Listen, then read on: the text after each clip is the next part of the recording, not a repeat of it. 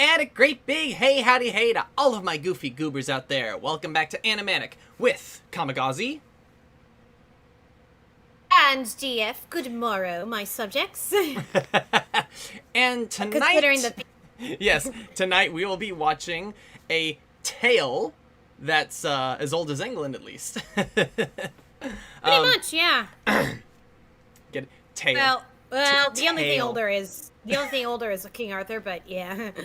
Anyway, so what we do here is going to be watching Robin Hood here, because on Animatic we talk about pretty much any piece of media as long as it's animated. So Robin Hood, thoughts, honey? Definitely one of Disney's underrated movies. Oh, well, yeah. it is that movie that just has recycled animation everywhere. Oh, The no. characters are just so wonderful. It's got underrated characters everywhere. An underrated female character, and I'm not talking about Maid Marian. You know who I'm talking about? I know exactly who you're talking about, and I love Yeah, her someone too. who, Like, she's before amazing. Mulan, managed to take down an entire royal army. We'll get to And that. no cannons, barehanded. Well, not really barehanded, but we'll get there. Well, We- bare-winged. We'll get there. We'll get there. Not anybody has seen this well. I definitely say this movie had a lot of influence on Disney, and a lot of influence on a certain sect of people. Some artists who might be considered Dude. deviants. Furries. I'm talking about furries. So, it's I definitely... thought you were going to say had influence on Zootopia, because... No, I think the movie that had more influence on Zootopia was, but we'll get there when we get there. Well, I'll explain why. There's the theory going around that Robin Hood and Zootopia take place in the same universe. That's not completely unfounded, to be perfectly honest. But I think Zootopia plays way too hard with race allegories that don't quite mesh. Yeah. But, you know, we'll get Fizzy there! saying Robin Hood is Nick Wilde's descended and Nick Wilde's ancestor. Changed my mind. No, I believe it. But we'll get there when we get there. So, what we have for this as a movie is fun, and honestly, I think, like, this movie to me, it's pure gold. It may have come from the Bronze Era, but I think it's pure gold. And most people who like cartoons are going to find this pure gold. Because like I said I think I said this about last week's movie. What were we watching last week again? I keep forgetting. With Cats. Yeah. And it's like, Yeah. I mentioned last week, that movie's going to be a lot more appealing to people who like the cartoonier stuff. And the thing is, that's probably why a lot of the What Would Walt Have Done era was the way it was, and still is for people who come back to it, because they knew that Walt loved gags. He loved making cartoons do what cartoons do best, and even while telling a story that's really gripping and fun and, you know, dramatic, you also have to do comedy, because that's what animation does really well. So for all intents and purposes, they made them maybe a little too funny, and so they disconnected from their entire audience, and it felt more like, oh, this is only for kids. This is the downward spiral of where animation is for kids. I don't know. We'll get into that. That there are actually some darker parts of this movie. Oh yes. Yeah. And when we get to it, when we get to the end, I'll do something really special here, for all y'all to see. I'll just have to make sure it works when we get. But we'll get to that. Are you gonna show the alternate ending? I am gonna show the alternate. I'm thinking about it. I can find it on YouTube pretty easily. I can show the alternate ending. But anyway, for now, it's time for us to begin the movie. So everybody get your copy on Disney Plus. I don't think there should be a warning, because England is all white people and there aren't really any racist caricatures I can remember. These are all.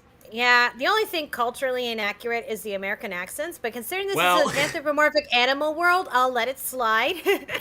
There isn't a warning. Thank you, squad. Well, there isn't a warning, so get your copy on Disney Plus, already squared up. This doesn't have the 90s logo on my home media copy, so we'll be beginning with Venebuesta logo in 3, 2, 1, go. Dude, I don't have an image here.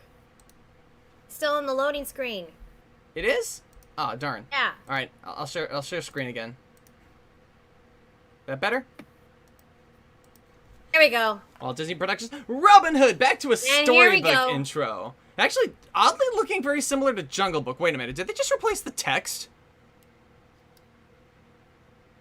Did they just replace the text on the Jungle Book book? King Richard of England departed for the Holy Land of Great Crusade. A lot more reading. I remember in this when one. I showed this to the kids at babysit the first time. They asked, "Did this really happen?" Like, well, there was a Prince John and a King Richard. That's pretty much it.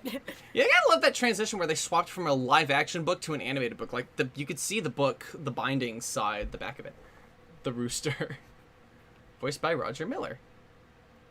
This is one of the reasons why I think opening credits should return, because there's a lot of fun to be had with this. And here's our narrator, kind of in a sort of a Prince John the Lion by Peter Ustinov. But like this is like let's talk about Prince intro. John as a villain here. Sir Hiss, a snake, voiced by Terry Thomas. I love that they're giving us the actual characters they play as Robin Hood, a fox, and Maid Marian, a vixen. Well, of course, voiced by Brian Bedford and Monica Evans, respectively. And then Phil Harris is back as Little John. Look at that fucking face he pulled there. We'll see it later. But, like...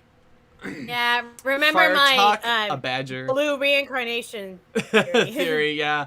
Andy Devine as Friar Tuck. Lady Cluck there we go. The by underrated Carol female Shelley. character of Disney. Carol Shelley. Great performance here. Sheriff of Nottingham, a wolf by Pat Bertram. Buttram again. Pat Buttram, yes. Buttram, not Bertram, Buttram. That's somebody else. Trigger and Must See Vultures by George Lindsay again. George Lindsay and Ken Curtis as the other vulture. Did Ken Curtis play before? I think he did play someone else before. Said again, so I'm not sure what it... I mean, I think so. Hang on, like, Ken Curtis, American anyway, actor. What was my train of thought? Oh yeah, Friar Tuck was originally going to be a pig. They didn't want to show the, Catholic officials as greedy pigs. Yeah. Also, because Friar Tuck is kind as well, they probably wanted to get a different connotation going.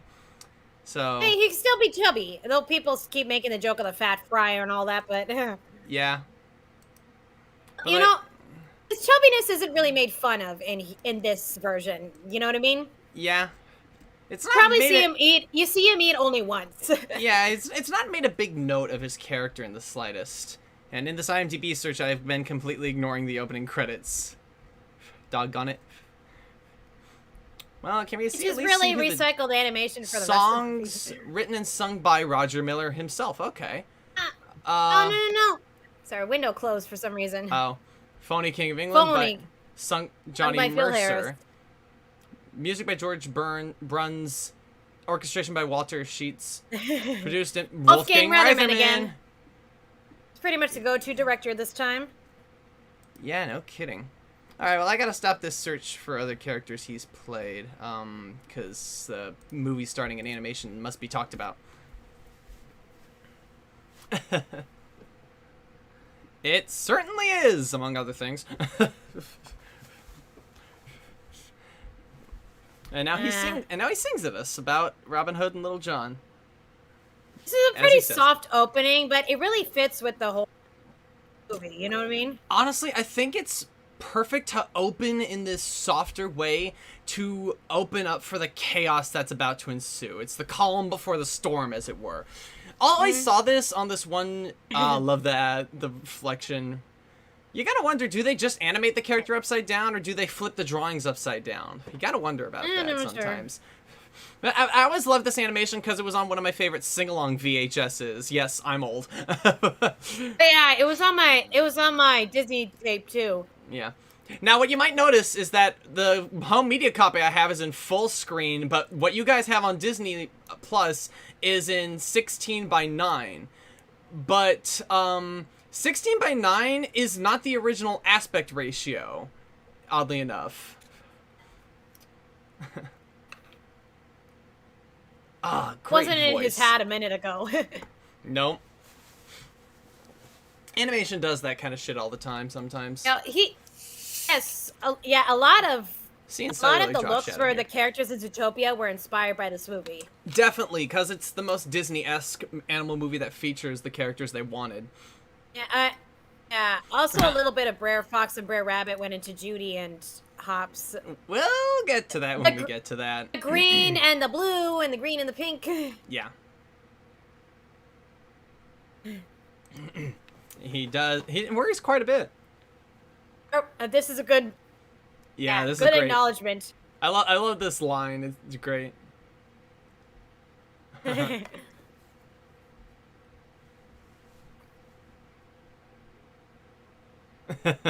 mean, your name is literally Robin.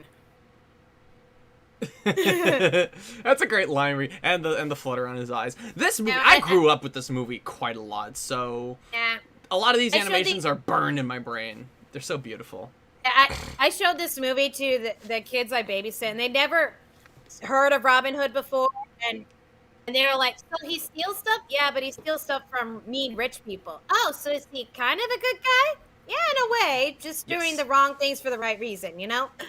One of the wrong reason for the wrong thing for the right reason, sort of a deal. But we're not at that movie yet. All right. Yeah, they really love this though. This is a good way to introduce kids to the Legend of Robin Hood. I can't imagine that it's even remotely easy to do this copy paste thing, because even if you are just, printing out the same Xeroxed stuff onto different pieces of celluloid, they have to be painted individually. So it's like, Okay, yeah. so this was pointed out to me, I don't remember where, but notice that all the guards are elephants and rhinos and alligators. That is true. Animals They who are not native to England. So this kind of implies that he had to they get are all his servants from other other countries. places. Yes. They Nobody are, in England wanted to serve under They him. are slaves and servants and flunkies, as it were. And I mean, granted, lions aren't native to England too, but I see the. There's a point. big connotation in English, like, regality, that they have a lion, like, on their, like, coat of arms a lot of the time, so that's probably the reason they go for lions. King Richard was literally called Richard the Lionheart. And, and thusly Prince John must also be a lion by proxy. But a lion that doesn't have his full mane, so he's not really the king. Yeah, that's true, which is very unlike what they did in Lion King, but it is. Scarlet had a mane and was smart, but we'll talk about. Honestly, I Prince think John. I like this, angle of like just a very clearly male lion, just from the way they're drawing his jawline in a very human way, but like he doesn't have a mane, so you're not thinking about it. Yeah, but it wouldn't make sense for him to be, Richard's brother. So. They hated this. They hated drawing the stripes. I mean, after Shere Khan, they're like, we don't want to do this again. Yeah. You think 101 Dalmatians didn't drive them nuts? Anyway, I imagine my mom gave me a bag of Cracker Jills versus Cracker Jacks. Huh, neat. That is historically accurate. Queen Eleanor did favor Richard as the eldest over John.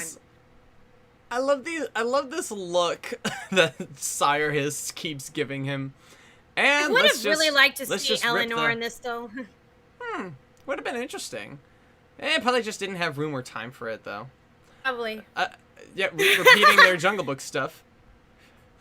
He's just trying to calm them down. Think about that. Sir Hiss could very well run the kingdom if he wanted to. Silly Serpent is going to keep coming back. Keep an ear out for that one. And I think John knows that Hiss could. Oh, this is a good animation. I'm gonna point out that he's a snake, but he has little tufts of fur. That is really clever with the silhouette of the folded arms. Is really great.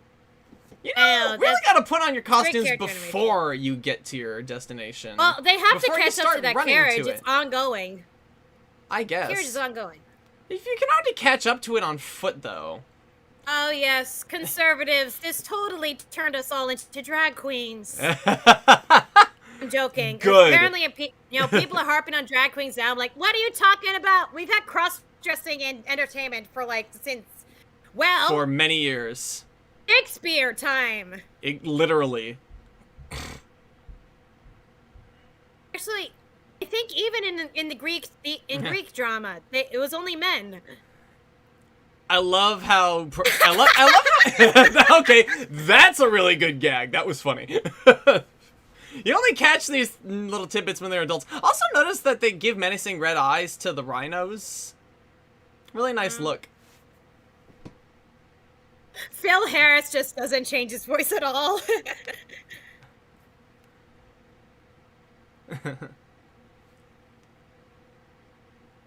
English really did take supernatural people seriously. Yeah. Number of people who predicted, but there was one big no-no: never predict the death of a king. Oh, yeah, I can imagine that. You asked, buddy. Yeah.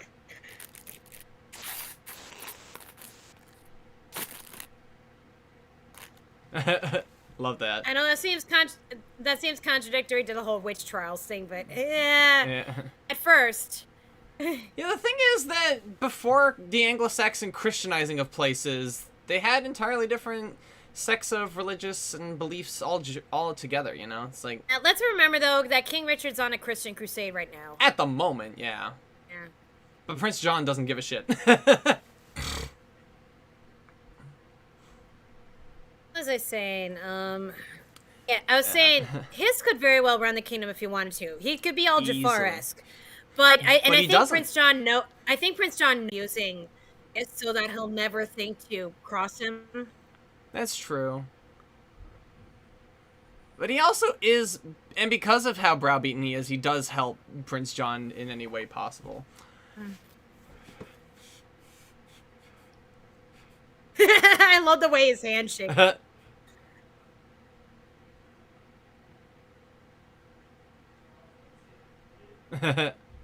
He's such a baby, and I love it. And Robin's just doing it because he knows he can get away with slapping his hand. I just love that. Just, he's so above it all that he thinks nothing could really happen to him. Comes a little ironic later. I remember the kids I babysat comparing this guy to a certain other guy in power who would act like a baby and be greedy and rich. Okay, I don't think we need to go into that. I'm not even remotely of the time period. Though I do have to wonder what kind of a caricature was he I'm just in saying the time there's a period. lot that just saying there's a lot that kids of today can relate to in this movie. No kidding. That's both wonderful and kind of sad. Ooh.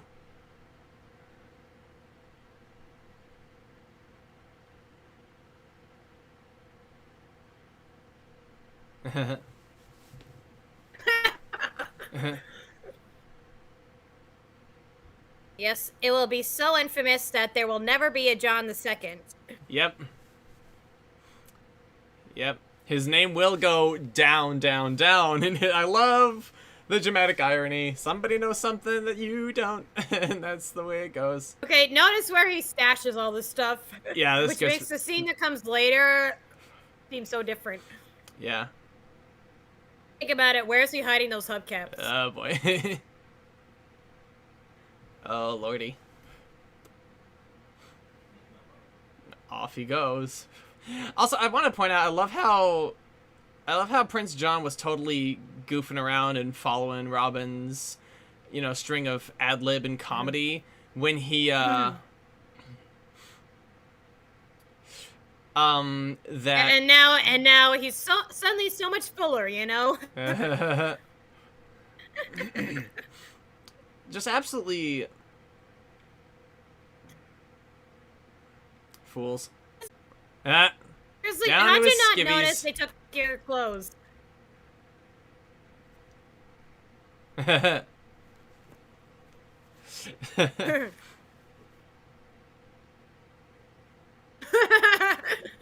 just love their villain sidekick dynamic. The Rhino's like, oh wait, we were supposed to get him. Okay, I love that. Like, I never felt more sorry for a villainous sidekick than I have for Hiss. Well, except maybe for Kronk, but you know what I mean. Yeah, I feel ya. Hiss is actually smart, but yeah. Well, Kronk is also a bit of a savant. We'll get there when we get there. Yes, but he was like.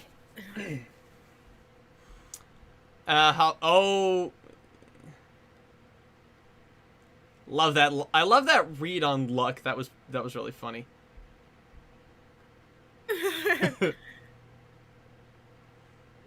Good lord. God. £1,000 reward. I wonder what that would be in today's money. You want me to check? Why the hell not? I love how Rooster sticks around as the... It also has to convert it to dollars to... Yeah, but the fact that they actually put pounds up there this time, like, Yeah. they didn't do that in like, the like, they didn't do that in 101 Dalmatians. Okay.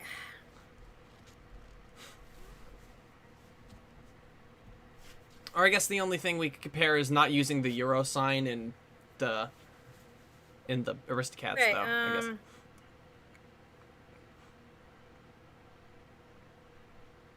Yep.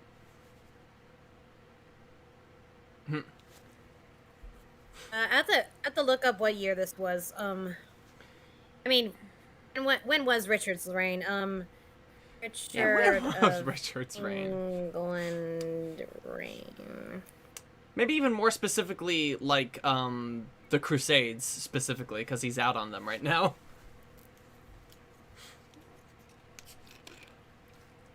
Okay, so this would have been the 12th century. Right. He only reigned for 10 years, apparently. That dog, that blacksmithy dog.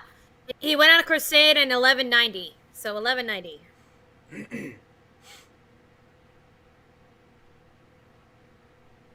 Okay, here's J. Pat O'Malley, Ooh, I think, in his last Disney role. Lousy. Oh, the jitter on that. The background art on 2s does not feel good on my eyes. Ow.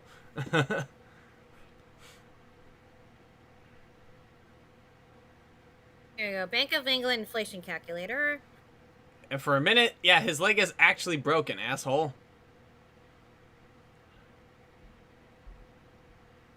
I don't think I can go as far back as... Oh, maybe I can. That was a little better. Okay, the farthest back I can go on inflation is 1209, just FYI. Alright, well, go as far back as 1209, and it should probably translate pretty easily. Absolute bastard of a wolf. Loves his job. Yep, and you love to hate him doing his job. Okay, I know what it is in pounds. I'm gonna say what it is in dollars in a second for context. Okay.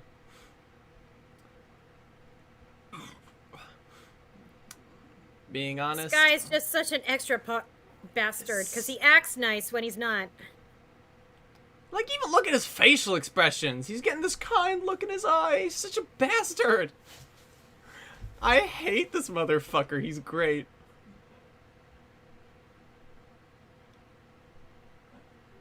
Aww. I'm a little kid on his birthday!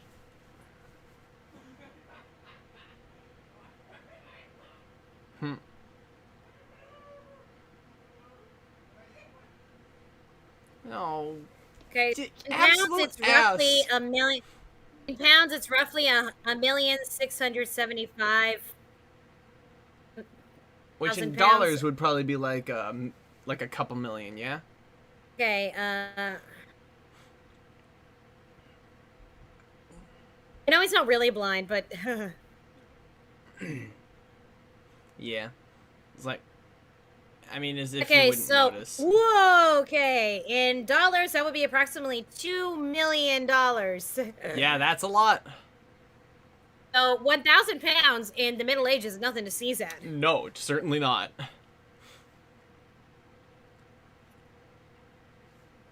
That voice. Yeah, see, look, little rabbit with blue shirt. Yep. I gotta love the different voices the Robin Hood character pulls. I know the actor is really good. He is. He's pretty good. That's how much of a celebrity he is among the common folk. These voices, these kids are some of the same kids as in the last movie, aren't they?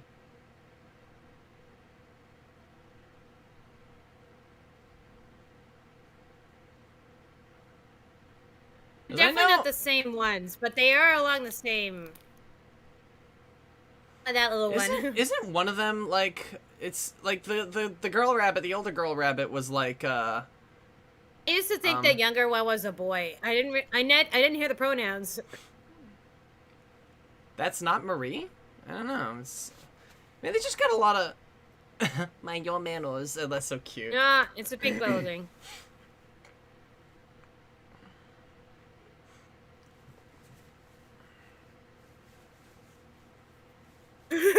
That was squad.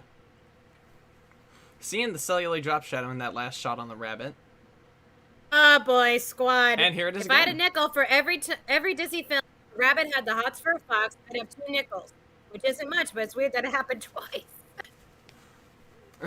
And they're just repeating the animation to the point where the coin cup is in the other hand, which I don't think Robin Hood would have made such a silly mistake. It's just the animation getting flipped around.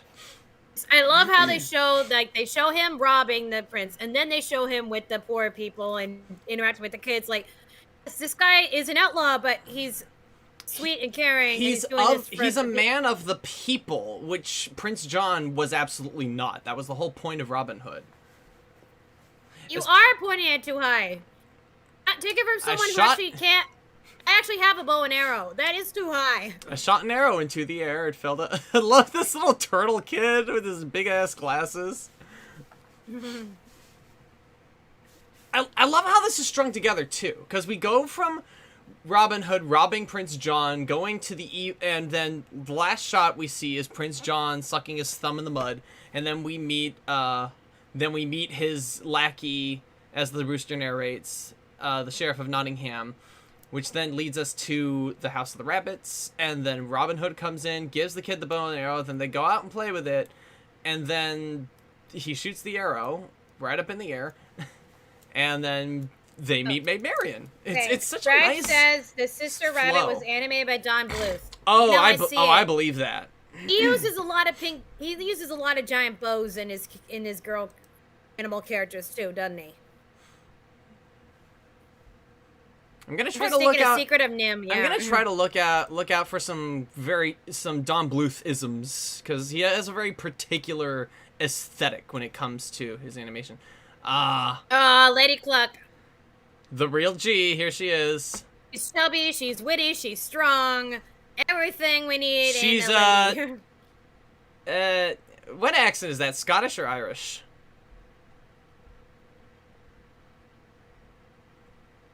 Maybe it's just a little Cockney. Yeah, Cockney's more like this. Do you think Cockney was on purpose? Cause chicken. I know only the males, the roosters, are called cocks, but like. Yeah, and the quiver on that kid's lip. You're right. Even him giving the arrow present connects these kids to getting into this yard and meeting. We meet Maid Marian. I want to point out that animation. Bonnie. He said Bonnie. Yeah. He said Bonnie, so it's Scottish. All right.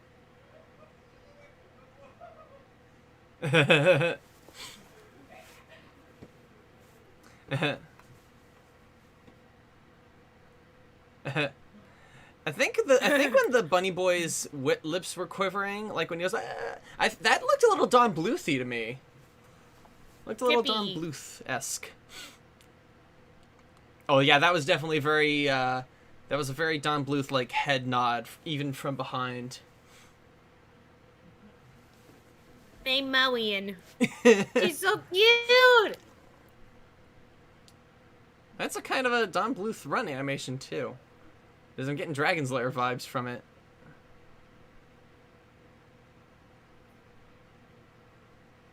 Also, the pulling up on her pantaloons. I think Don Bluth liked to put a kind of human element into his animation. Kids, they're like, you're very beautiful. You gonna marry Robin Hood? Kids say the darndest adorable things. Little baby kids are the true romantics. They're the original shippers. I mean, they come out shipping right out of the womb. It's like, Mom and Dad! You know, that sort of thing. You're getting a little ahead of yourself, bunny boy. I've had the kids I babysit ask me that stuff. This was before I met you. Oh, not met you, but got together with you. Yeah. I love her. She's just... I love how she gets into the game, too. We need more female characters like this, Disney. You did well with Lady Cluck. I can think of a character who's actually pretty similar to her, is the reboot version in DuckTales of the nanny. What's her name? Mrs. Beakley. Yeah. I mean, she may be a super spy instead, but she radiates this kind of motherly energy while also, like... I guess Mrs. Cluck has a bit more sense of fun. Okay, so maybe she matches more the original Mrs. Beakley instead. Yeah, the original Mrs. Beakley actually did. Yeah, because she was an absolute Chad, too. She sung opera and literally brought mountains down, so yeah. Yeah.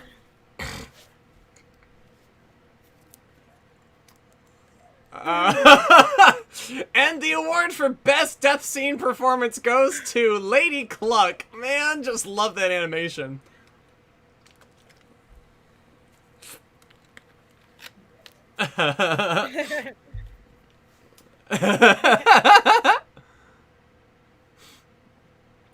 I love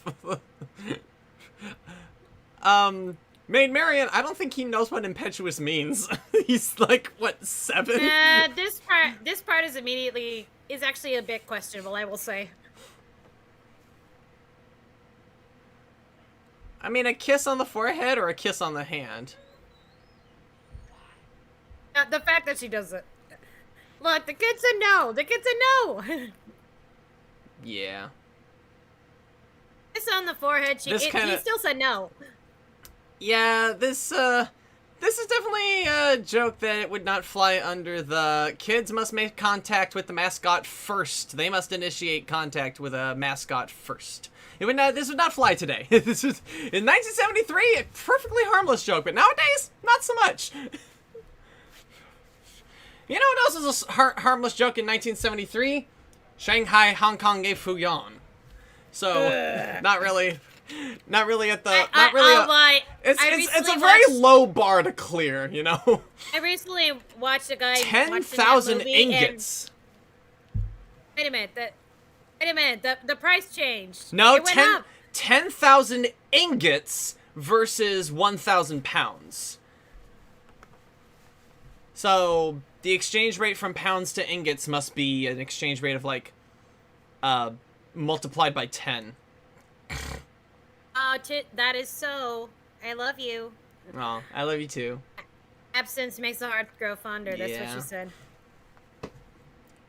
What's great about this couple is that it's not love at first sight like most of the Disney couples. They've known each other for a very years. long time. Yeah. It is very much implied that they have history, and that's honestly well. That's also because people know the Robin Hood story. They don't really have to establish that. Okay, now a see, thing. men can do the laundry, men can cook.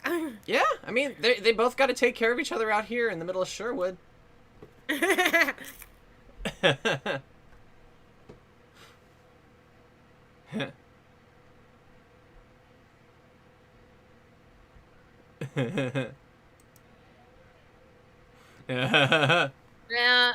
well, maybe not always cook well, but he's kind of daydreaming here.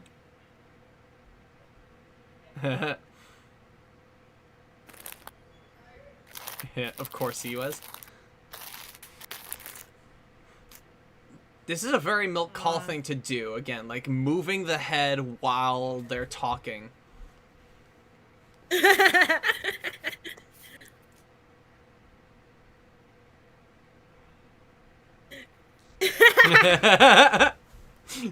Oh man, I love that how was like snarky me. he is And, about like, it. That was like me. It's like I can't just go up to him and say, "Hey, we started a voice acting project together. Will you go out with me?" Imagine that. Well, now we need to Pretty draw. much. Now we need to draw a comic of that. That's funny. Here's the delightful Friar Tuck. Anyway, I was saying that I was actually watching a guy watching the Aristocats. He was Asian, and when that part came up, he was like, well. Yeah. He was actually laughing at how ridiculous it was.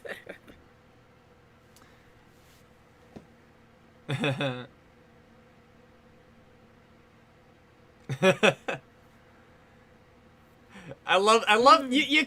I recall this in the earlier dialogue about. It's like, we don't rob. That's such a naughty word. It's like, well, boy, then are we in debt? Like you could hear him before they get to the coach. It's like, robbing royalty is my limit. It's like they clearly have a sense of humor they share together. It really makes them feel like two best friends. It's like, it's so great. You know, it actually makes sense. Friar Tuck is still eating that soup. I mean, he's a friar. They have pretty modest food. Yeah.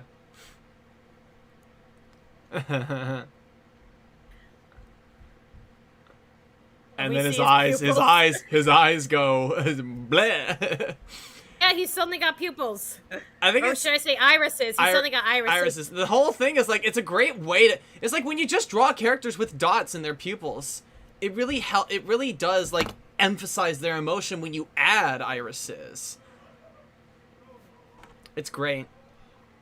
And yes, Bella, they did draw shines in his eyes too.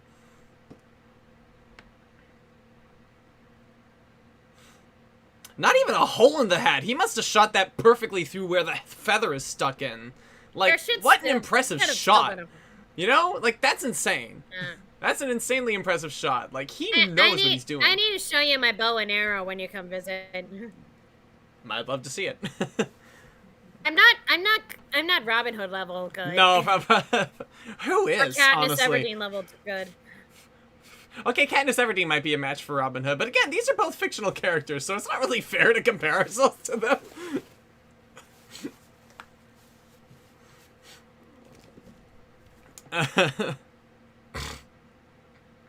And he would. Remember, his mom was French. Yeah. You know what's really interesting? Because they're using Xerox to, you know, just match pencil lines, there's no actual gap in Sire Hiss's teeth because the animator just penciled it completely black instead of leaving it open, which is kind of interesting. I wonder if there's like a way where you could tell specific animators by who colored in the gap and who didn't, or if they just all colored it in. Yeah. Oh boy.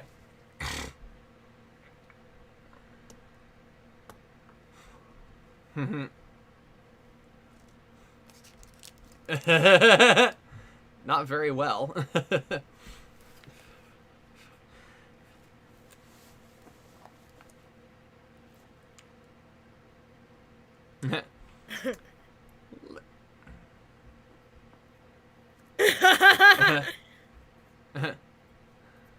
He has a limit. Oh, poor Hiss. Yeah.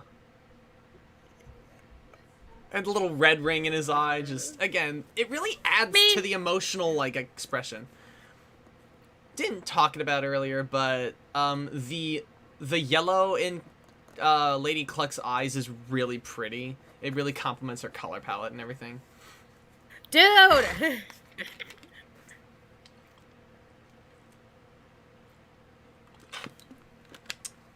A lot better than that fortune teller disguise. Yeah, it really is better. It's like, it's so easy. It's like...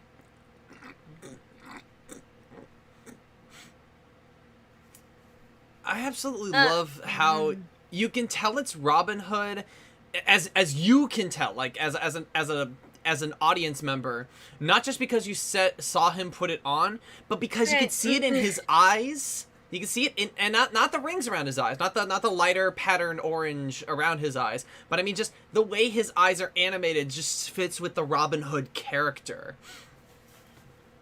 Yeah, you know? Squad's saying that I'm of Italian descent and I'm able to laugh a lot at stereotypical portrayals of Italians. Well, there's a big difference between European stereotypes and everything that's outside of Europe. Literally. Yes. Because most of the stereotypes, most of the make fun of accents and their food, but yeah, like the stereotypes of European countries are usually stereotypes of other white people made by white people who probably descended from those white people because they came to America and started doing Hollywood entertainment. So it's like, yeah, meanwhile, it's a very different story. Asians, they had like the yellow skin, like literally yellow skin, and the white buck teeth. Ugh. Not even deciphering between the Chinese, Japanese, Koreans, etc., etc. There is a difference in the way they talk.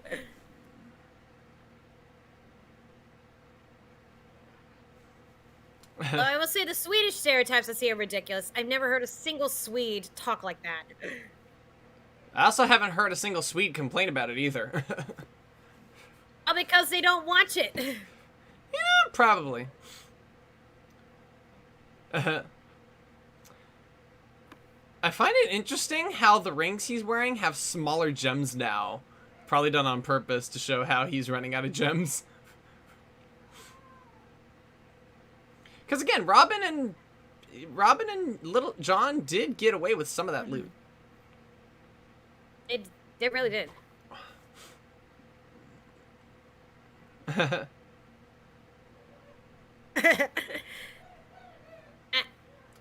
My favorite thing is that yeah. I love how the narrator gets involved to show that he's not just recounting the story; he was there.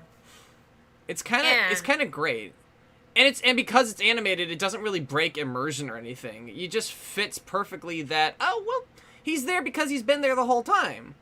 He's recounting the story, and so he's in it. I don't know what he would have been, the Will Scarlet or something, or That's an excellent question. They just call him the minstrel. They don't really give him a Yeah, name. they just call him the minstrel. He's the because the original Robin Hood tales weren't written down. They were sung. They were passed down vocally, like the what's the word? They were oral tradition. They were passed down orally. Yes, oral tradition. Oral tradition. So it's like so he's the original. He's one of the original tellers of the Robin Hood tale. That's kind of his role here. He was called Alan a Dale in the beginning, and he was part of the men in the fable, says Blue Heart. Oh, you mean like the Merry Men? She just knows right away, and I love it. They weren't they going to have more Merry Men, but cut it because of budget? I highly imagine that budget would be the reason they cut anything. Yeah, Hiss notices. Hiss notices, and the thing is, like, only the people who are looking for him will see him.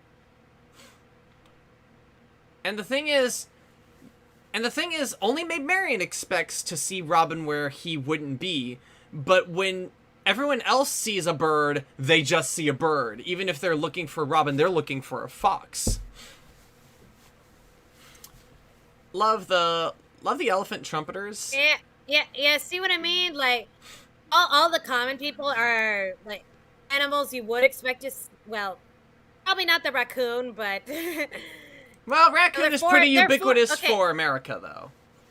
Exactly. I'm just saying, forest animals versus the jungle animals. You know what I mean? Yeah. Which probably was done on purpose. Even if they don't apply active stereotypes to the animals, which is real. Well, that gator did have a really... That gator did have an unnaturally deep voice that was done by the same guy who did the chief in Peter Pan. Yeah, that's what's his name? Candy Milo? Candy Milo, yeah. Yeah. He's also very familiar voice in the Haunted Mansion in the graveyard.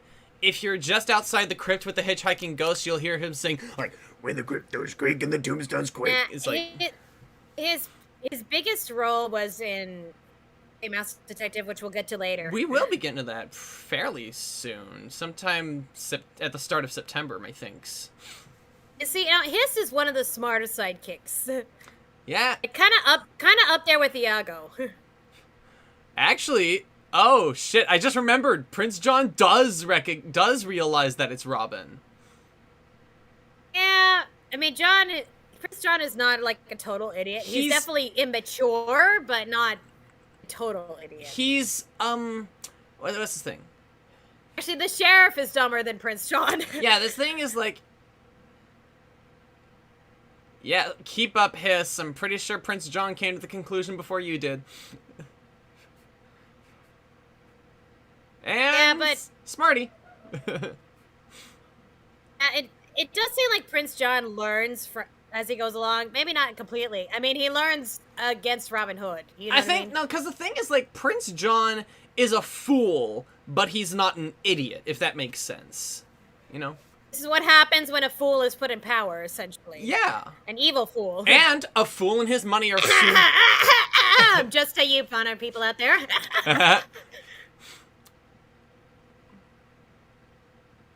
I wonder if the announcer recognizes it too, and that's why he was laughing. You have to wonder sometimes. Maybe because he looks.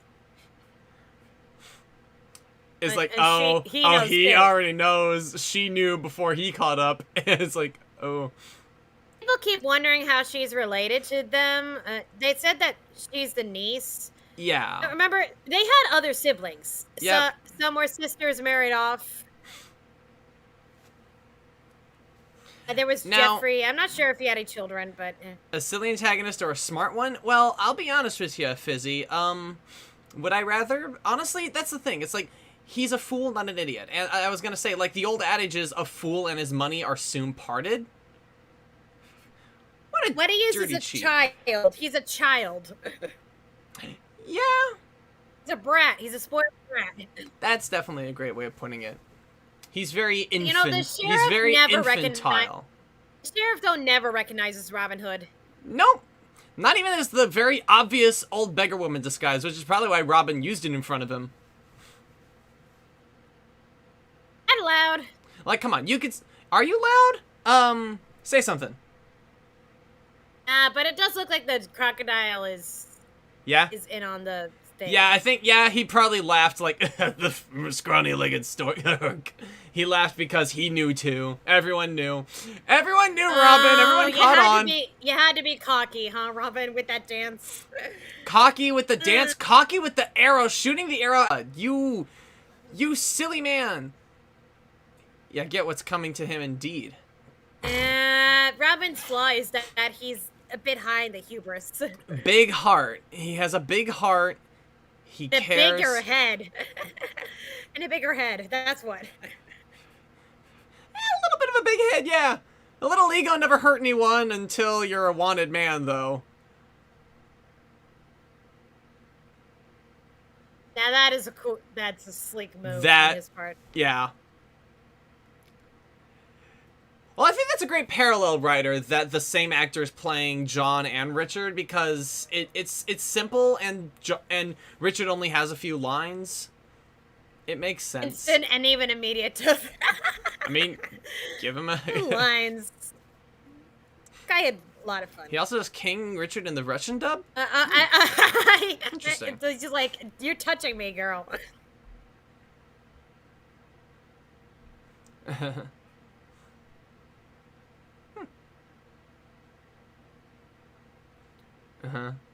Very interesting interaction here. Oh. I think in this budget animation era, they love that shot of like a head-on drawing, just one flat drawing, and then just blinking. I think they like that shot in the budget era here of Disney. Gone.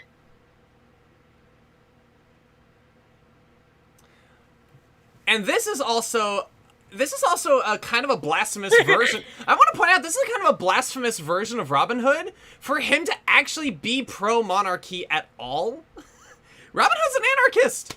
Cause trouble and make good for the people. That's his whole shtick. It's like, fuck the monarchy. That's his whole thing. That guy used to scare me as a kid. I don't blame you. The fact that he's no pupils at all. It's the thing that works for some superheroes like Batman, because he's supposed to terrify criminals, but when you put it on a bad guy, it's like, oh god, it's scary.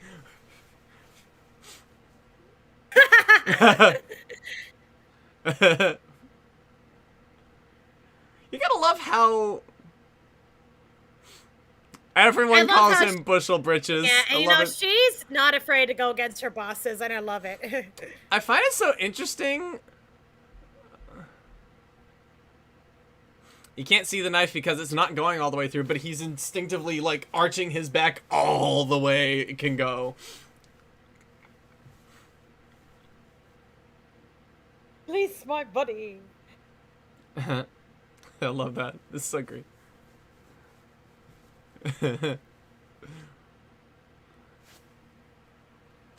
Oh, really? Apparently, the actor for Prince... I read that Russian? I read that. Russian? Yeah. Okay, cool. Well, I didn't read it aloud. Okay. Cuphead and Mugman read it, though. I don't know how you could fend off those axes with swords. It's a quarterstaff, or rather a buck and a quarterstaff. And that's like the one bit of fighting John actually does. Yep, and he's gone. Tail between his Like- legs and everything. See, because he's a baby. It's like, he makes a fuss, but as soon as... I love that animation. Kill him! Wait! It's just right back behind the girl. Love it. I love that. Like, no place for a lady. Here she and then goes. proceeds to throw Here she- down. What do they call this?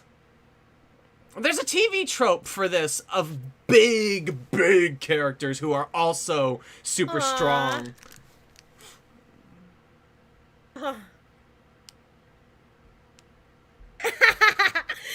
What's more romantic?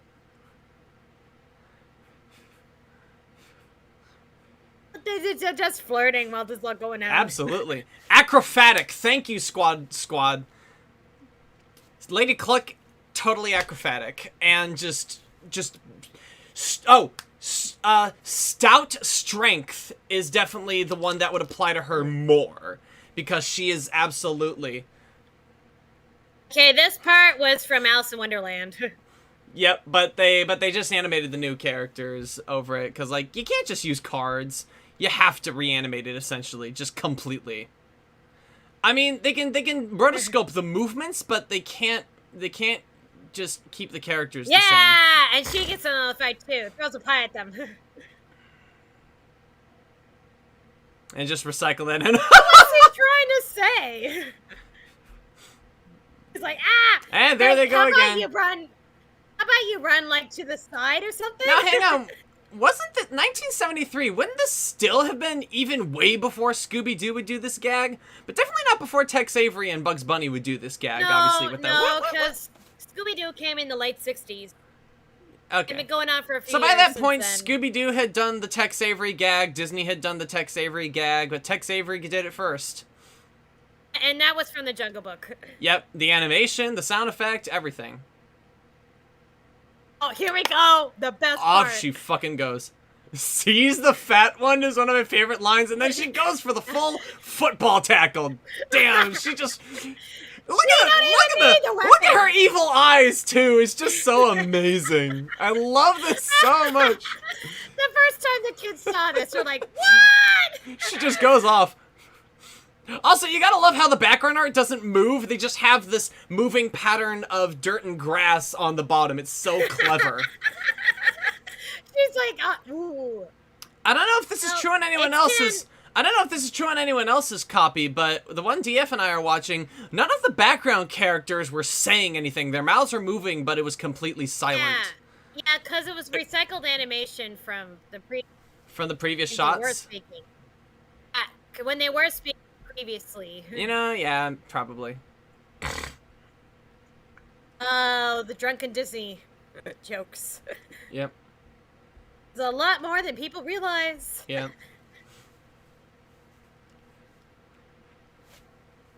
Okay, that wasn't his fault. He was tossing the ale thing and didn't see anything. Yeah. God. Lady Cluck is a badass. This one's mild compared to Uncle Waldo. Well, that's because he gets dunked in there, we leave him behind, and then we come back to him for about, like, 20 seconds when he says, like, 2 lines of dialogue. That's it. This definitely sounds like this would have been, like, the attempt at doing a radio single. It's like, oh, we have Annette Funicello doing a lot of these opening numbers for these live-action movies we've been doing since Walt died, so why don't we have an Annette Funicello-esque song with an Annette Funicello-esque voice doing a song in this movie, you know? Interesting thing about this, we never see these two kiss. Okay, well, you tell me before furry artists started testing out how you would make 2 animals that are totally humans kiss. You answer me that one. Nose nuzzle? Yeah, but unless they're Lion King style animals, that doesn't work as well. Like nose boop boop. That is so sweet. Yeah, but that seems a little too just normal, you know? The bright shiny eyes, her too. Again, just the static drawing of their faces head on and then blink. It's so simple, and effective at the same time. Speaking so that they can speaking of Lion King, I mean, it does really feel like Can You Feel the Love Tonight before Can You Feel the Love Tonight. Because I think we're meant to infer that the voice singing is Maid Marian. In fact, it might actually be, or it could just be a dub. Actually, I'd have to reread the credits because I don't know if it's the same voice because it sounds a bit different. Yeah, humble little abode. Yep.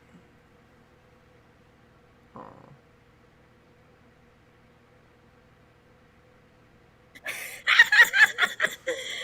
And that's why I don't like surprises. Like, we were having a moment here.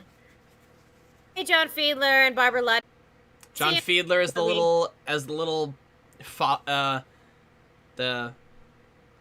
I mean, they would call him Father Mouston or something. Okay, this is the more 70s song. Yep. Well, the other song was pretty 70s too. It's like 70s combined with the... Okay, look at the Aristocats. It's kind of a... Yep. And Snow White. Yep. But it's like, it's so interesting. They were told to rotoscope... Like, I think even the pig is rotoscoped off of, like, whichever dwarf was... Yeah, this that's whole just, scene is... That's just basically repainted with a hat and a shirt. The whole dance scene is Jungle Book meets Aristocats meets Snow White and the Seven Dwarfs. Yep. The real problem that the animators must have had with it... That's recycled. Yep. The whole problem the animators must have had with this was that rotoscoping real humans is already hard enough. To rotoscope someone else's animation is even harder, you know?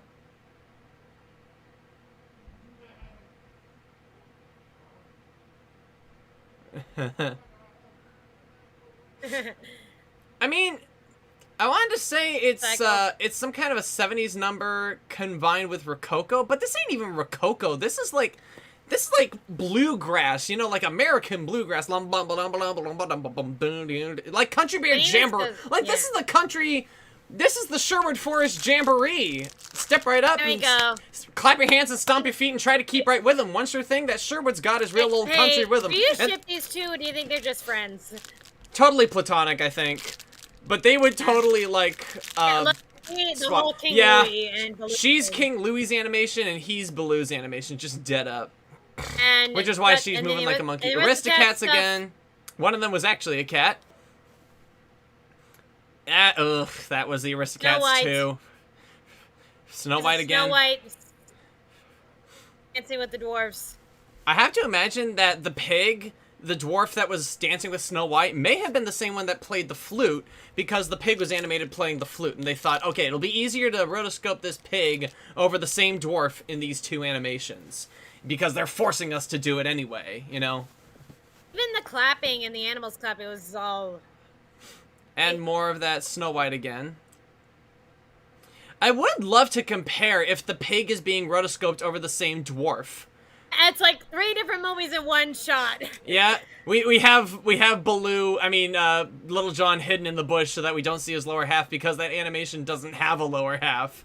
But it's so noticeable because he's shorter than he should be even in that bush. It's so funny. Now what I love about this scene, it really raised him higher. Really shows that these two villainous sidekicks really don't respect their boss. It's like, okay, let's talk about our alpha boss. Love this moment. Just having fun. PJ. Okay, our boss is out of the room. Let's make fun of him. Yeah.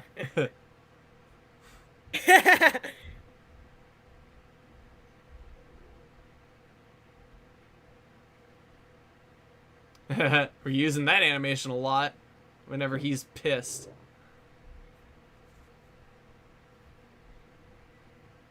Watch yourself there.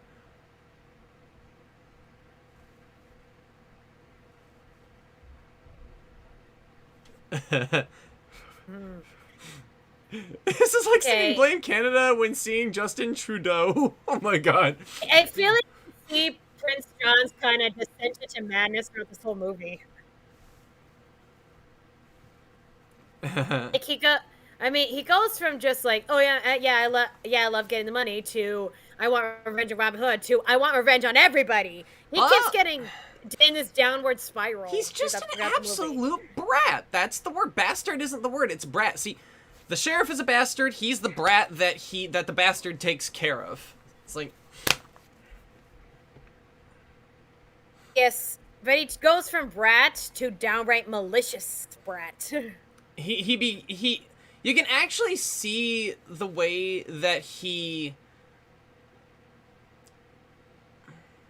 Here we go. Yeah. Now things take a darker turn. This is the sad song. I always get the not in Nottingham bit of this song stuck in my head sometimes. It's just a catchy little It's hook. great. It's great little consonants. And the babies. Yeah, no babies. Put the Yeah. babies in jail. It's just... No, yeah, Blue Heart, I agree. This is a good song. I can see why it'd be your favorite. It's like... It's, I agree. Because it is...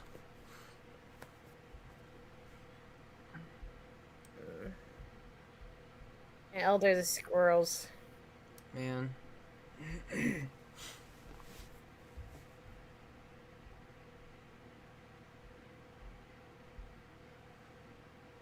God, the rooster sounds like he's on the verge of tears. Oh, the raccoons being all chained up to go.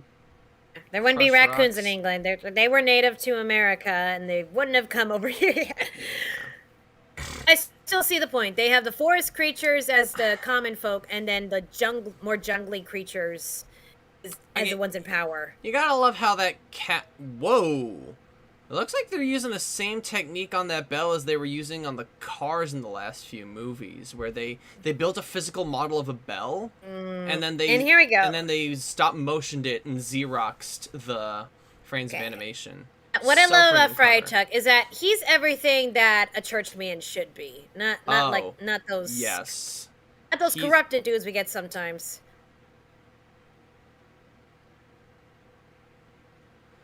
Oh man, John Fiedler. God rest his soul. A much younger John Fiedler. Yeah, like he doesn't care if nobody shows up. He just like he knows they can't. But he, Yeah. We Do play it. the music, we ring the bell, and everyone knows. Hi, Kanga / Merriweather / Lady. Yeah.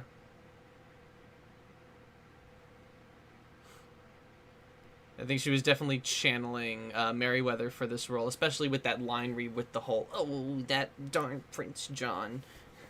But a much softer. It's pretty Merriweather. close to her Kanga voice too. It's like if Kanga got upset in the same way Merriweather did. It's like, "Oh, Oh, that darn Prince." Oh. oh.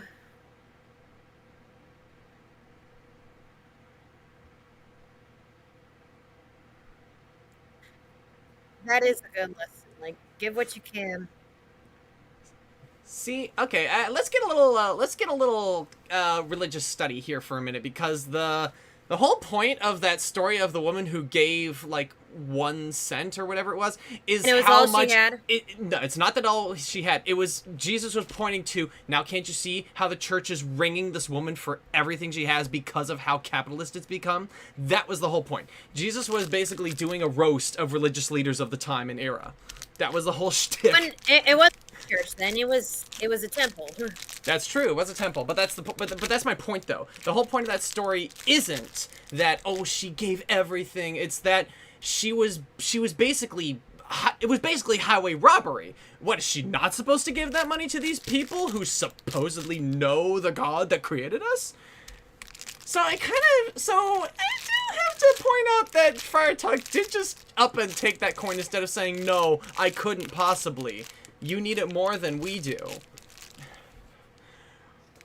But I love this. I love that animation. Get out of my church. Actually, I've seen that being thrown around as a meme nowadays. I love it so much. I love that it's become a meme. Get out of my church. And I love how people are using it to dunk on like far-right conservatives about like, this is not what the church is for. It's like, I love it. I love it so much. Oh, No, no, no. If there was ever a reason for a churchman to throw down with someone, it would be this. yeah.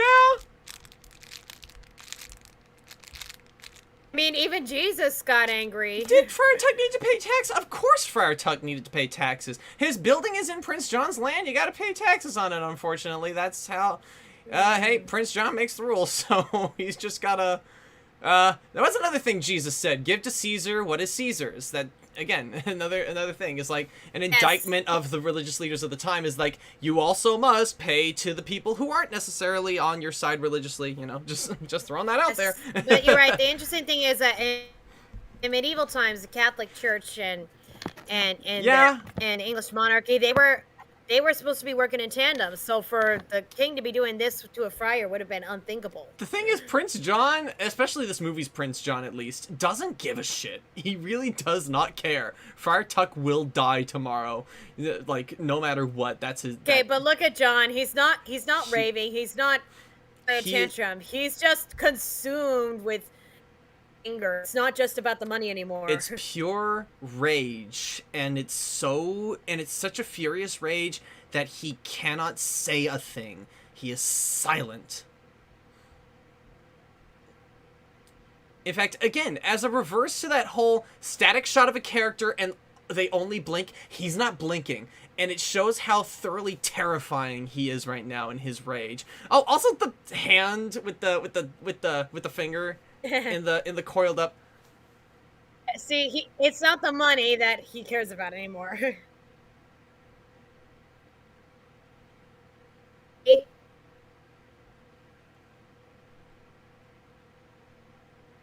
And this is downright the most evil thing Sir Prince John ever does. Yep.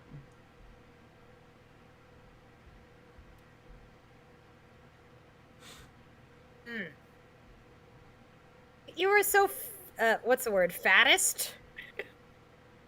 I think it's called fatphobic. Fatphobic, thank you.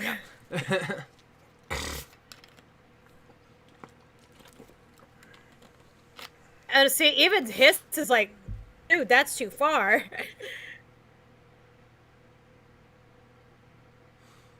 You could probably... This is like a moment that Sir Hiss is genuinely scared of Prince John. I mean, what could you call a fatphobic person a FERF, a fat exclusionary, a fat exclusionary radical fucker? Just, I don't know.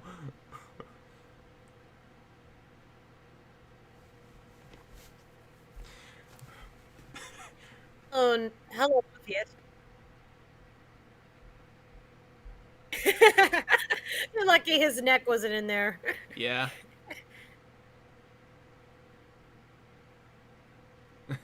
That's it. Trigger and Nutsy. And he still doesn't fall for this gag. The sheriff is a bit dumb sometimes. Or even thinks to arrest him because he's another poor guy who pays taxes. That's what I wonder.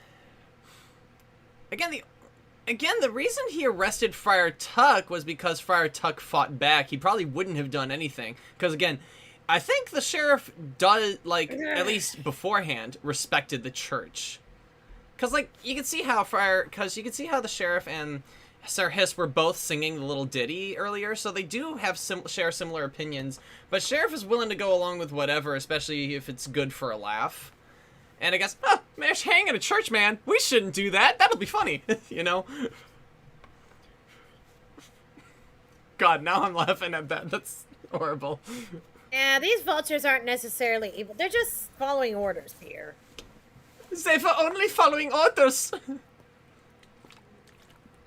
You realize later they don't really get any repercussions, so... I don't think we see them again, like, ever. You'll see.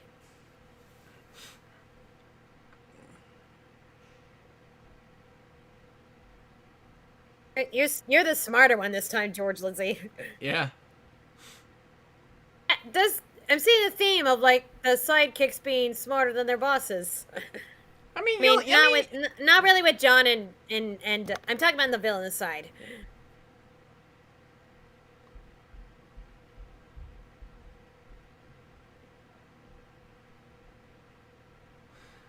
would you wear a hat under your hat? Oh, wait. I think we're repeating Aristocats music here. Yep.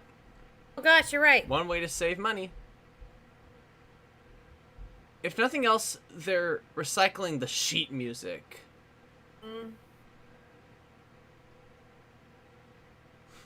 Because I think there are some things they have to custom record for this, for like womp womp for the big fat elephants and rhinos. So they do have to do some new stuff, but they're basically copying the sheet music.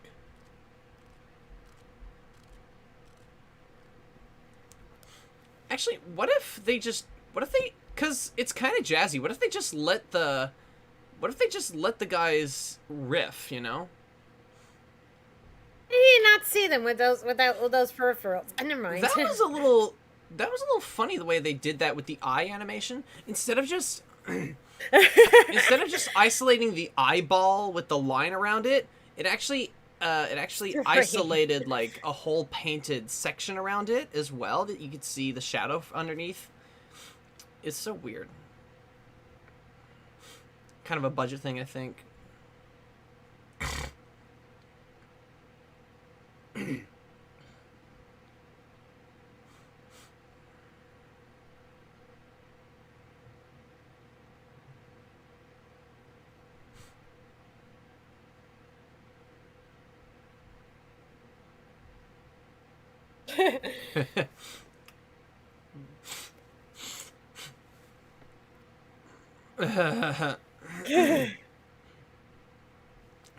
Running gag, that's wonderful. Running gag in the back half of the movie.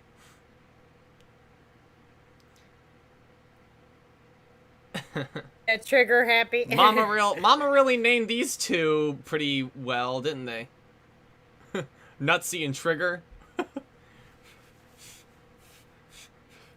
They love that animation. Well. And Wise is up right now. I love how the little bell signifies idea. Oh. Yeah. Celluloid drop shadow on the vulture here. Love it. Love to see it. No, see, the thing was when the arrow pressed up against his behind. Again, this is so easy. They're so easy to fool.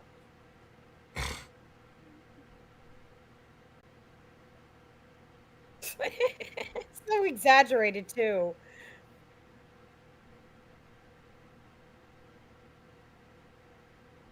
Yeah, I don't know how we get all these country American folk in England, but sure. Yeah. I don't know, maybe in the Zootopia universe, colonialism happened sooner. Woof. Woof, woof. Actually, there's something really funny about that. The British accent as we know it is not the original British accent. The American accent, or whatever you assume the American accent is the original British accent. So a British country voice might actually sound like this originally. Yeah, actually, country voices were the more English people, came from the more English people, huh? Yep. From the countryside, you kind of most hear likely. It. Tomorrow is another day. Tomorrow is another day. And of course you get your English little cockney into it as well, you know, love.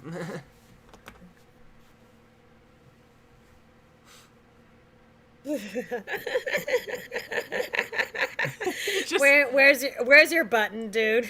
Where's your button? Where is his button? The one that also, goes.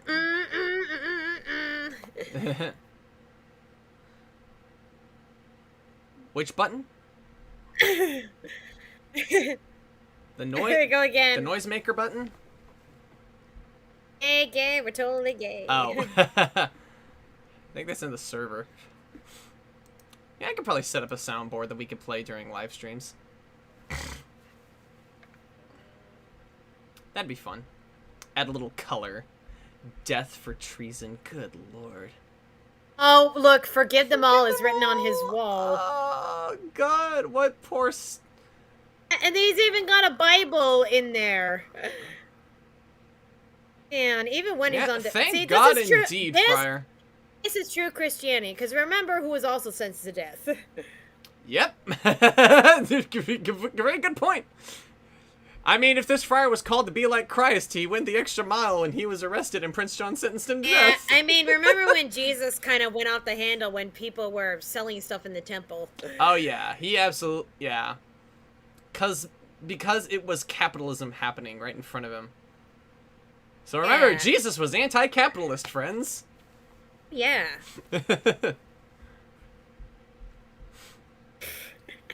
And of course... I keep seeing those memes that every time... It's like, conservative Christians actually wouldn't like Jesus' actual doctrine because it's so liberal. Yeah, pretty much. Don Bluth animated this. Yeah, I feel... Oh, yeah, probably part of the... These are the origins of the Dragon's Lair game, everybody. Keep an eye on it. The way he's going to be running around probably also goes to it a little. But yeah, the way he was climbing that rope, well, it was very much like Dirk the Daring in that one bit. I really commend Prince John's voice actor for his sleeping noises. It's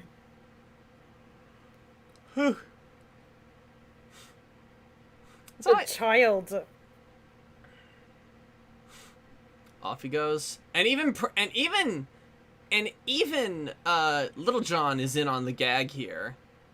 I love it. They are so in sync. It's just so awesome. Partnerships. I mean, just partnerships. Yeah. No, they are. He's not even Robin Hood's psychic. They're downright partners. They're partners. They're friends. They're blood brothers, essentially. Like, Robin taking what he can to help the people once they run away. Run as far away as possible. Besties in crime. Yeah, Bella, that's a great way to think of it.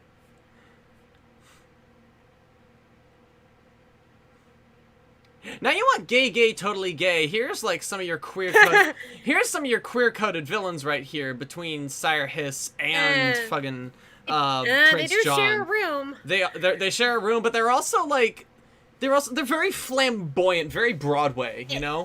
It's John and LeFou. Fortune tellers, how droll. Oh, you know.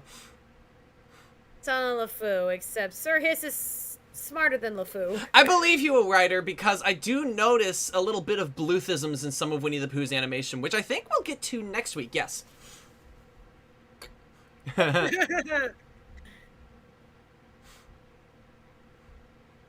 It's always a delight to see original animation in this movie, isn't it? I loved how Prince John went. Oh shit! Shit!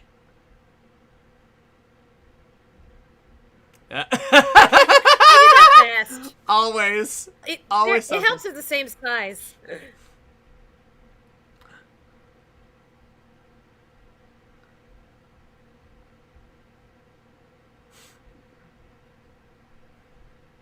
You know, I think they should have animated him holding the beak, you know. Because the whole thing is he doesn't want him to talk. He could still squawk. He could squeak. He could squeal. I don't know, if you put enough pressure on the throat. Fair enough. Which means that vulture's probably dead. The Vulcan neck pinch. The vulture neck pinch, if you will. He was the animation director on Pete's Dragon. I do remember that, Blue Heart. Don Bluth was. Okay, now, Robin, you didn't need to do this one. You could have quit while you were ahead. We're out of time. Sorry, dude. Oh, this is funny. Yeah. Wait a minute. Yep. Oh. I think Phineas and Ferb did this once. Talk about a rude awakening. Oh, come on! Oh, come on! Why'd the bed have to stop at the balcony? We were gonna get to Naboo.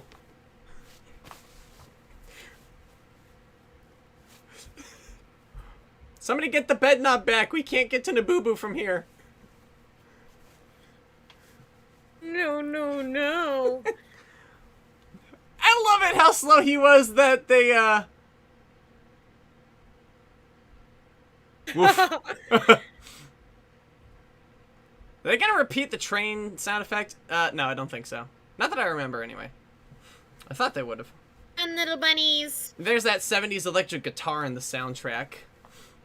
I think some of the first time they used electric guitar in a Disney soundtrack was back in Alice in Wonderland, honestly. Yeah. Especially, like, for the Cheshire... I think it was, like, the Cheshire Cat's, like, main instrument. I think... made a thing. Were they tracing animation from Cinderella now? Because that mouse holding the crooked tower of coins got me thinking. Maybe. Huh. I mean, if they're tracing animation from all the way back from Snow White, they probably dug in all the archives they could to get any replicable animation. Don't worry, they seem to be batting down very hard. So hard that they aren't even moving. Wait a minute. That owl couple, they were in the front and in the back. This is what you get for reversing cells. Wait, I think I might have seen the edge of Robin's drawing back there. Somebody backtrack that and see if the edge of Robin's drawing was back there. That sound effect? Wasn't that the sound effect for a character getting cartoonishly bonked on the head? Yeah, oh shit indeed, Bella. Oh shit indeed. This is the tense moment. I wonder if this was in the back of Don Bluth's brain when he and his team came up with Dragon's Lair. Like, even the way that the arrow near misses the wolves, like, on both sides there, it's like, gets me thinking. Gary Oldman. Oh, something Blueheart said. And this is probably... Yeah, he did. Yeah, Don Bluth animated, That shot used to scare me. Like, ah, he looks so terrifying. Yeah. The sheriff... Okay, that background there looks like it's from 101 Dalmatians or something. It's definitely got its aesthetic. You know, if they ever make that Dragon's Lair movie, Scribe... this is definitely very Dragon's Lair-esque. The fire's filling the room. Go out the window. It's actually kind of Bluthian, that animation there, too.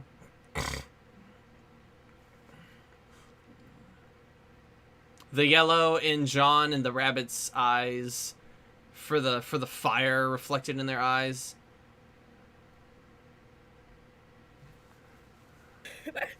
You whiny baby boy. The Flash Squad, they didn't get to finish this version of Dragon's Lair before it made it to the arcade because Disney sued them for using their character. That's why. Anyway.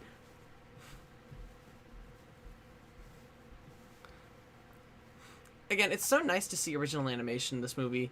You gotta feel they probably saved their animation budget for scenes like this. It's like, oh, we need to put all the time and effort into this scene because this is the victory.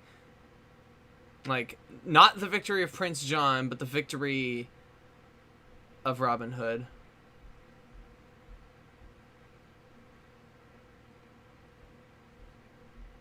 Aww.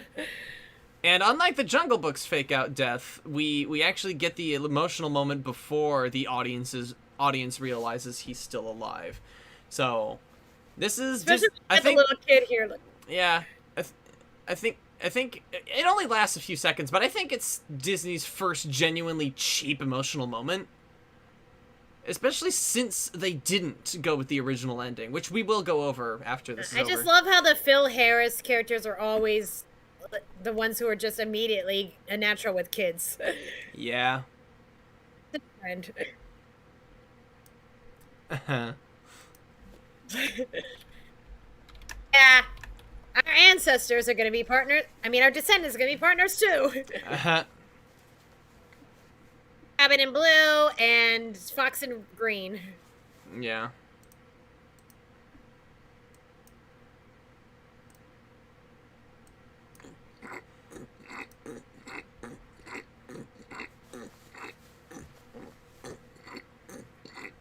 Oh, I love this. Like, he's still sucking his thumb, but he's still trying. Yeah.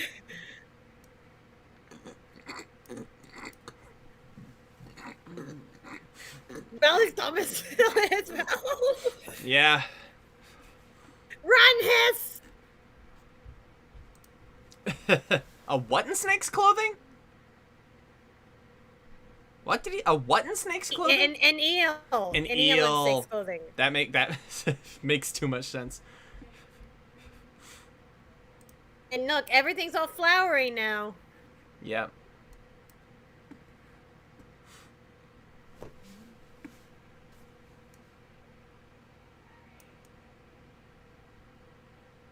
Yep. The royal rock pile. The vultures aren't in trouble. They're still guards. I guess they were acquitted when they said. I guess they were acquitted when they were like, "You do realize it was Prince John and the sheriff who were making us do this, right, Yeah, Richard?" and they were like, and he's like, "You've always been loyal to the crown, so I will trust you." You know, kind of deal. It's like we couldn't go against your brother. You put him in charge. And look, everyone's wearing nicer clothes. Ah, too. now that was definitely ripped from Cinderella with the mice throwing the rice.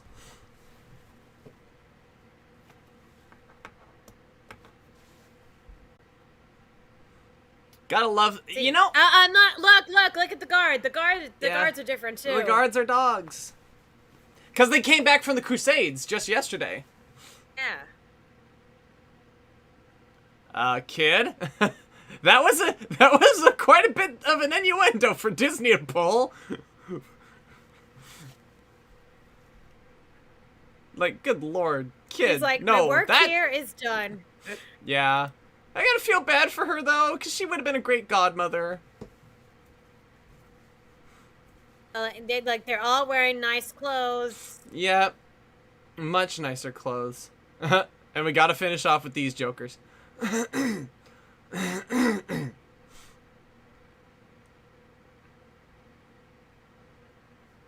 Yep. And one last gag. One last time. Ha! There we are. It really happened like that. Talking animals and everything. Yes. And they pulled on the curtain. Yep. Sorry, Skippy, Okay, you so ain't watching any of that. So fun fact, my VHS would always glitch at the end here, so the song would be like, golly, what up, hey. What? Yeah, my VHS version of this, it would always glitch at the very end with the last song, so it would go, golly, what a day. I never heard the full version until I got the DVD. Oodalolly, oodalolly. That was Robin Hood, and my god, what a fun movie. Like, what a fun movie. But, Okay, yes, right, you're right. Like, he wasn't going to watch things. He was going to mentor their children, be the babysitter. Yes, but I imagine Forgiver. some Disney animator, some Disney writer was laughing their ass off when they came up with that joke. Like, okay, you know, snickering to themselves. Someone did that on purpose, and you know it. Anyway, so I'm gonna do something real quick. Where is it? You're right, squad. That is the next rock band name. The Procrastinating Python. Procrastinating Python.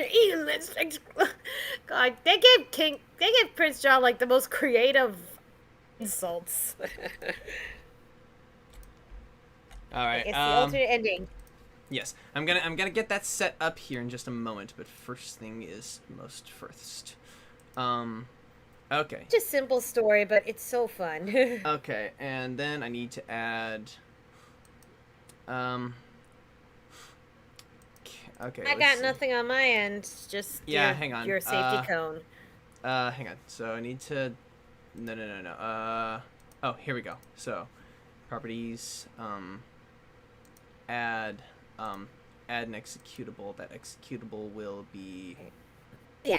As I was saying, before Mulan took down an entire Hun army with a cannon, Lady Cluck took down an entire rhino army with her bare feathers. All right, everybody. Okay, so I need you all to tell me something. Can you see this? Oh, you can see it, but can you... Actually, no, I should be able to see if you can hear it. They won't get any. I can't see anything but Okay. your safety cone. Cool. Okay, so it works. It's working. Hang on. I mean, it's working. I just said I can't see anything. Yeah, not on your end. Not yet. I'm working on it.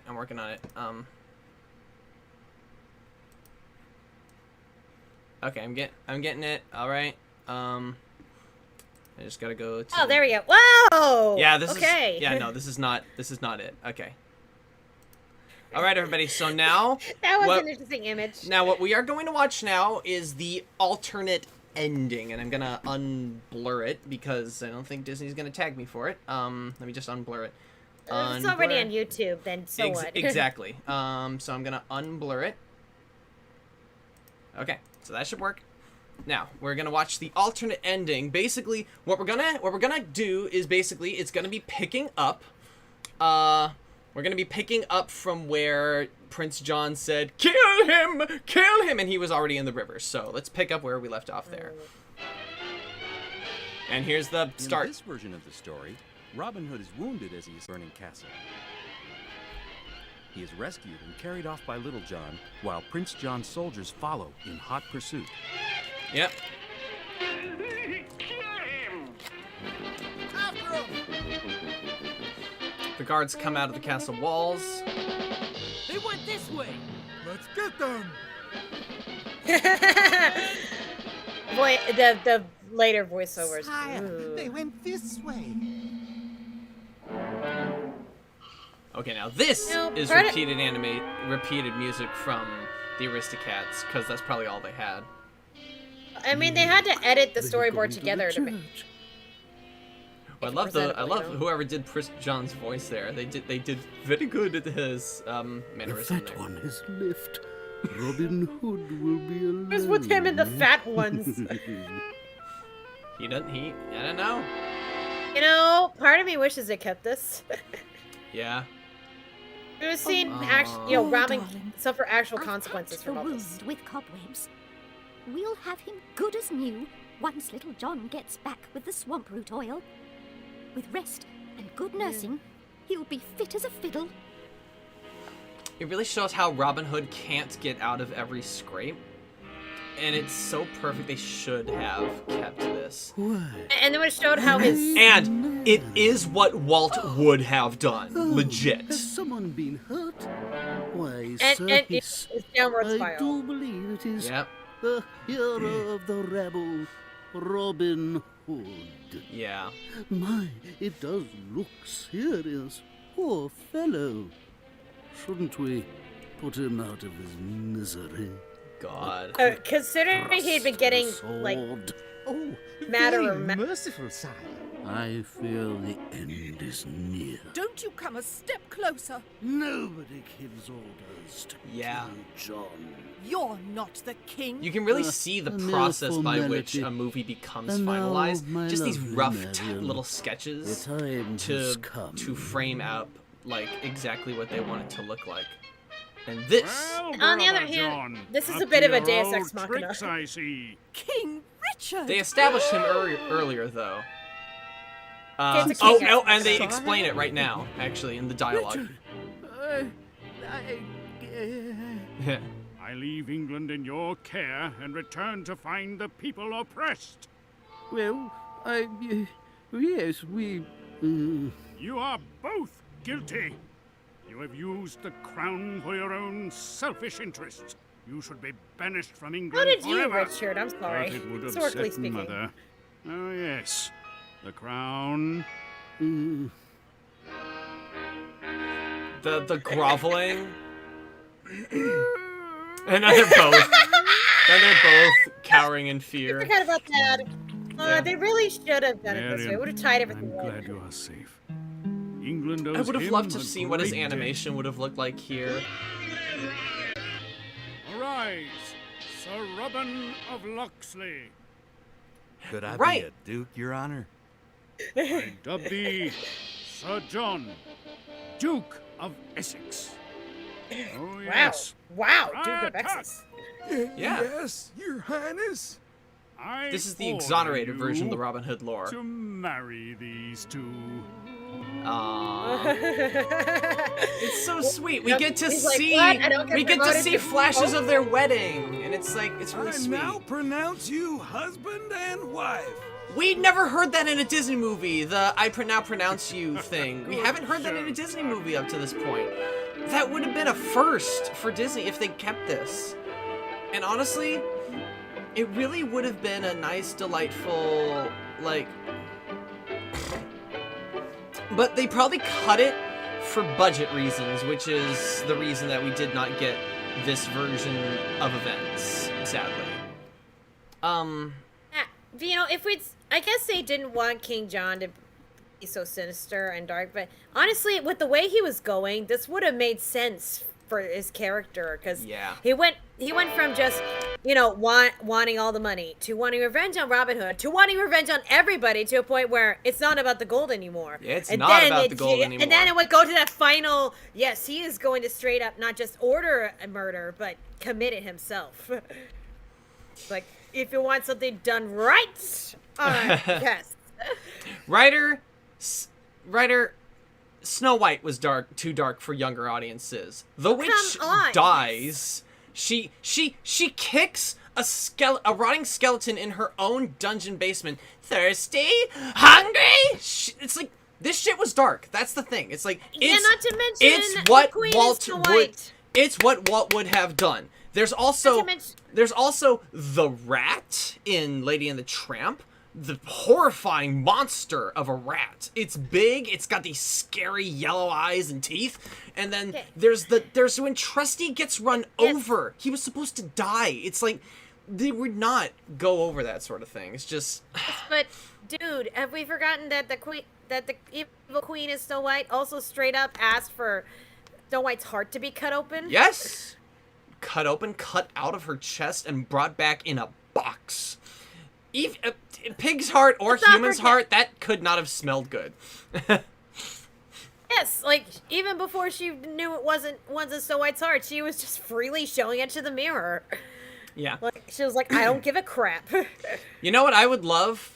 I would love if fans could, and they could, if fans would get together and authentically, and I don't mean just one of those things where it's like, oh, a bunch of animators get together and do it all silly and goofy like, but a bunch of fans get together and animate and voice act this ending as authentically as we could to what it would originally be.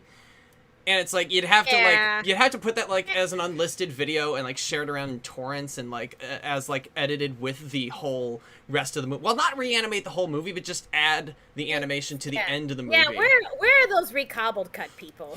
Yeah, because they did have to redraw some stuff. So yeah, it's apparently getting the live action treatment. God. Everything's getting the live action treatment, Scribe. That's why? Robin Hood's gotten the live action treatment like a million times. Yeah, it's nothing special. But if they do it with animals, I'm gonna kick their asses. Because Lion King, fuck the Lion King remake. It's just fucking... Anyway, but that was Robin Hood. Honestly, what a delightful squad coming in with the comedy. I do. Actually, I just realized how messed up it is. I mentioned the Evil Queen when we're talking about Robin Hood. Like, you haven't seen Once Upon a Time, have you? Anyway, that was Robin Hood. What a delightfully fun movie. And what a delightfully nuanced racism that Disney did in this movie. Can we just point out what we noticed about them taking animals from non-European countries to be Prince John's servants as a stealth like fucking slavery thing? It was it was also the fact that nobody locally wanted to serve under Prince John. That's also true. He had to get people from other places. He had to literally not pay people from other countries to do his work for him.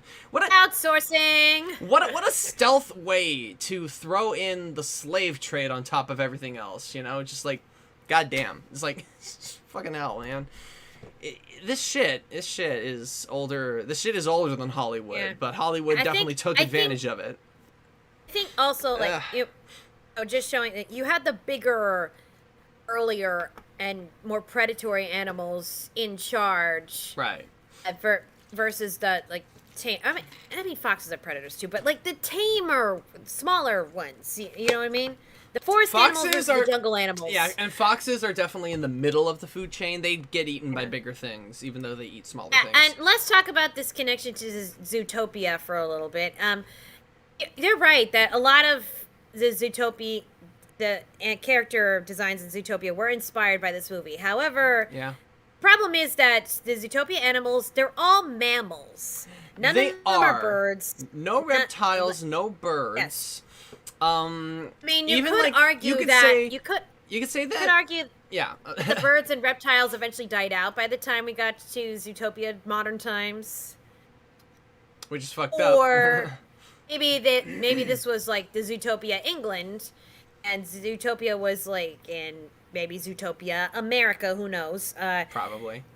And they just didn't have as many birds on their side. Ugh. Honestly, I think it's because they wanted the plot to revolve around this predator versus prey thing, and they couldn't be doing that with birds having feather hands like they used to do. It's like it would just be a little too odd. But it's like, no, and I think can it's make also it because they needed the predators to eat something.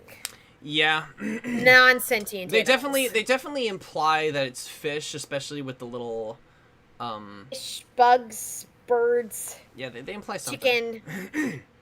Sorry, Lady Cluck. Yeah. Chicken.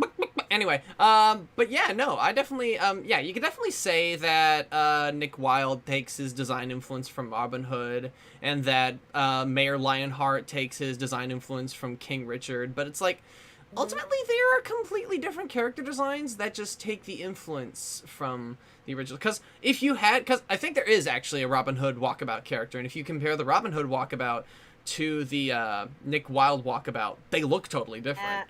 And like you just see, Nick also Wilde has one bigger. one of them's CGI. Don't forget that they have big eyes. That's in another CGI. thing. Like they had bigger eyes in the Zootopia movie. Then Disney would animate like smaller eyes on their characters like a lot, you know, just to get that more human element into them. Like even the CGI characters tend to have bigger eyes. Yeah, I'm not really sure what's up with that. If it's an anime thing or like an Probably. anime influence, or they just like got sick and tired of making eyes so small. It's like, oh, there's something uncanny about small eyes in CGI. Which by the way, tell small eyes in CGI being uncanny to friggin' Arthur Christmas, because that movie is beautiful. But yeah, no, like, but yeah, there's definitely influence. The theories that it takes place in the same universe are kind of, well, I mean, we'll get to theories of Disney movies being in the same universe in the 90s films, because I believe that is true. But for Robin Hood and Zootopia being connected, I think there are quite a few contradictions, like the lack of reptiles and birds. I mean, I think we already know for sure Aladdin and Hercules is the same universe because of that crossover episode. Oh, easily, yes, easily. All right, but yeah, that's gonna be it, honestly, for this week. What a delightful movie! What a fun talking animal film. Like, God, it definitely wasn't the first talking animal movie that Disney did, but it was definitely the first one to use upright human-standing animals in a full-length cartoon feature. And not your Mickey Mouse-style rubber hose cartoon animals, but animals that are somewhat styled to look like animals, like legit. So, honestly, it's kind of unique in that regard, and why the furry fandom was born. This is your origin story, furries, and God bless you all. And on your journey and discovering your you-ness. I'm a Bowie! That's not what he said, but that's a joke. That's a joke. What did he say? I'm all furry. I'm all but people furry. think he said I'm a furry when he Because turned it's into a fuzzy cat. dialogue and he's slurring his words a little bit. It's a kid. Yeah. Anyway, that's going to be it. Thank you all so much for joining us on this delightful adventure through Sherwood Forest and into Nottingham. If you're viewing this after the fact, thanks for watching us on this adventure through Sherwood Forest into Nottingham. And until next time, remember to take care, stay safe, and be kind in all that you do. Good night, everybody! Mwah!